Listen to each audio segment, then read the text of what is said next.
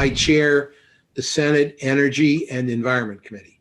So a lot of our energy stuff is dramatically changing the New Jersey tremendously. We did the OREC legislation to help get our wind industry actually being built offshore. And we're going to, I think in 2021-22, we're going to see our first wind farm Well, starting. I think for those people, they've always heard about wind farms off the ocean.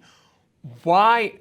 I mean, I know having to deal with other mayors along the East Coast, understand, especially the mayor of New Bedford, Massachusetts, which is going to be a primary manufacturing site in Northeast.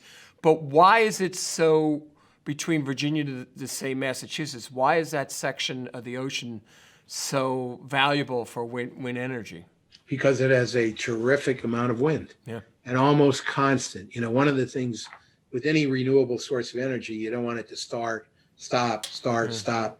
And that's one of the issues with solar. You have nighttime and you have cloudy days and whatever, but the wind off the Atlantic coast, constant, just keeps on firing away and with a lot of force.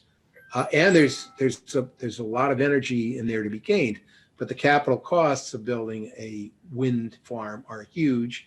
We now have Ørsted, which is a European company, having won some requests for proposals.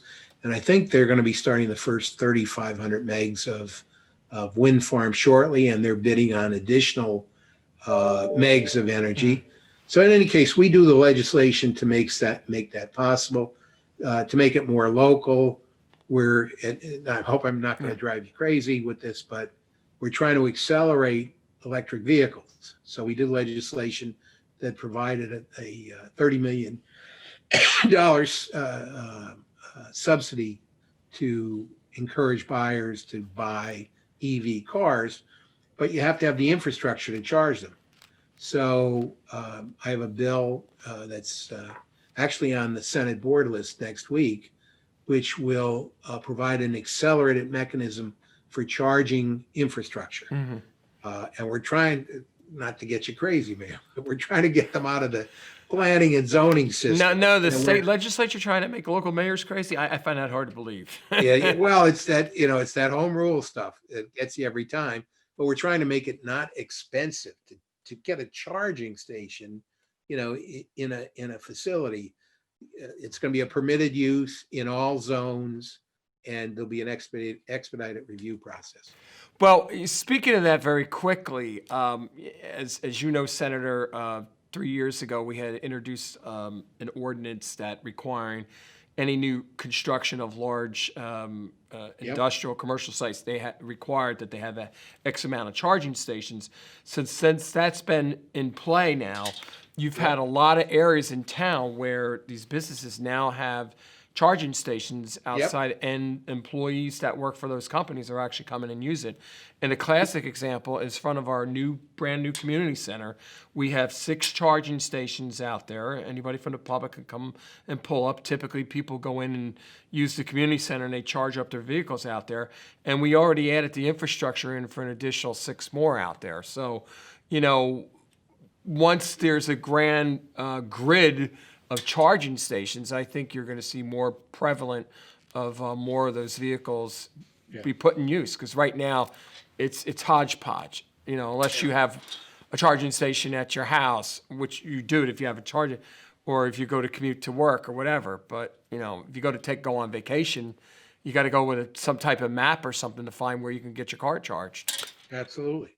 All the new Teslas have computer infrastructure in the car that'll show you where the next charging station is, but it comes down to the same basic problem. You got to have them. So we're trying to make that easier. And I would comment on your comment. Piscatawy's been unbelievably progressive in terms of renewable energy systems, including I've climbed on your roof of your public works center, and it's all solar panels, and they seem to be providing most of the energy for the public works center. Yeah, it's about 40% of the daily operational use. In regards to that, some of the other projects that we did do in the government complex that we did engineering and structurally, engineering-wise, that if we ever get a large federal grant to put another solar field up on top of the canopy systems, it's there, it's already set up for it. So, it's a little foresight in the future, but, like anything else, it does cost money to install Yep. these infrastructure, as you know. Now, where's the BPU in regards to this? Because I know I believe your committee has jurisdiction over the BPU. We do. Where does the BPU fall into all this, implementation of solar and these charging stations, or do they not? Oh, no, they have jurisdiction. In fact, the BPU administers the electric vehicle program. So they're taking that 30 million a year for the 10 years. That's the commitment. They're using it partially for subsidies to encourage the purchase, but they're also using a portion of the money for charging infrastructure. And they and the DEP are working together to lay out the map of where the charging infrastructure should be, where it's going to be most beneficial to New Jersey drivers. So they're in that game heavily, and they work with us very well. The DPU president, Joe Fiordaliso, we try to have at least a monthly call to talk about their policies and how we can help them get New Jersey to be more renewable and more sustainable. So they're terrific. They're absolutely terrific on this issue. Well, I do know, like when we were talking about installing it at the community center, because some of them, have swipe cards for a credit card to, whatever you pay for the electricity.